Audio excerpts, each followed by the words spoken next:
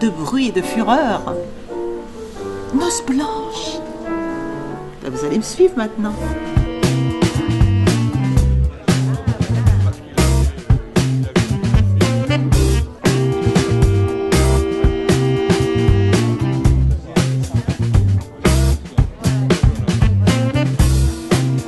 Bonsoir Jean-Claude Brissot, merci d'être parmi nous, de nous faire cet honneur. Les réalisateurs qui sont présents viendront nous dire un petit mot entre deux films.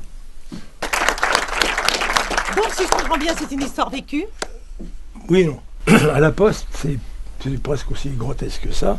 Maintenant au commissariat, j'ai un petit peu exagéré, mais j'ai quand même vécu un truc comme ça. Le réalisateur du film, Arnaud Lalanne. Donc, parle-nous un petit peu, qu'est-ce qui t'a inspiré? Qu'est-ce qui m'a inspiré ce projet? J'avais envie de faire un conte un petit peu moderne. On croise assez rarement des princes immigrés, des princesses lesbiennes et des princes syndicalistes dans des contes. Donc je voulais mettre un petit peu ce genre de choses. Alors j'ai tourné ça dans le centre de la France, donc dans le Loiret plus précisément.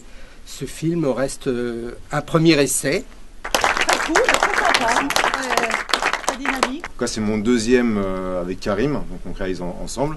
Et en fait là c'est plus pour nous un sketch. Merci Jean-Claude Brissot d'être parmi nous.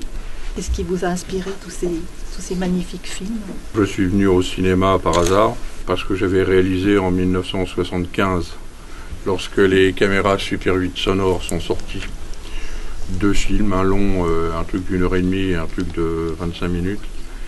Et les 2 films ont été projetés dans un festival d'amateurs. Il se trouve que Romer et Piala étaient dans la salle et que tout au moins Romer, il m'a aidé, il m'a encouragé à faire des films. J'ai été prof pendant 20 ans et essentiellement dans les quartiers qu'on découvre maintenant très violents. Ça m'a encouragé à essayer de réfléchir sur des choses simples comme le problème de la morale, le sens de la vie et autres, qui sont toujours au centre de mes réflexions, y compris sur le seul film qui a eu, enfin, il n'a pas été le seul, celui qui a été le plus gros succès de l'année 89, qui était Noces blanches. Très très beau film, de bruit, de fureur. Un des acteurs, bien sûr, Bruno Kremer et François Négret, qui est ici parmi nous. Donc François, vous étiez très jeune quand vous avez tourné dans ce film. Quel âge aviez-vous? 20 ans. 21 ans. Et comment s'est passée votre rencontre? Ça devait être en 1986. T'es le premier à m'avoir fait confiance. En tout cas, Jean-Claude Brissot, merci François Négret.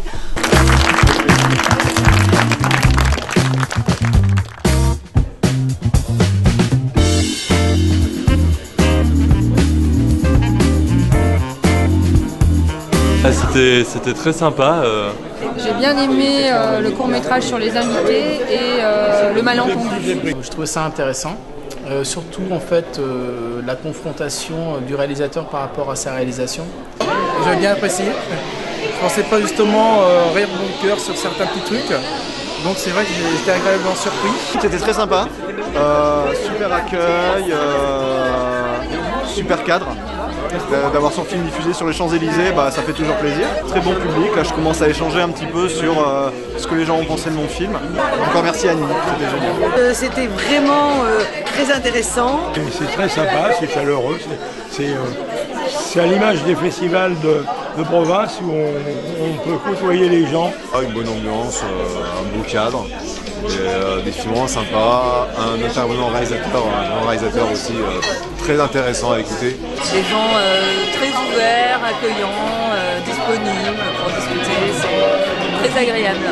Une nouvelle soirée magique avec Jean-Claude Brissot cette fois-ci. Alors après Jean-Pierre Mocky, Jean-Claude Brissot, ce sont des metteurs en scène vraiment spécifiques, particuliers, rares. Oh, c'était agréable, surtout la deuxième partie.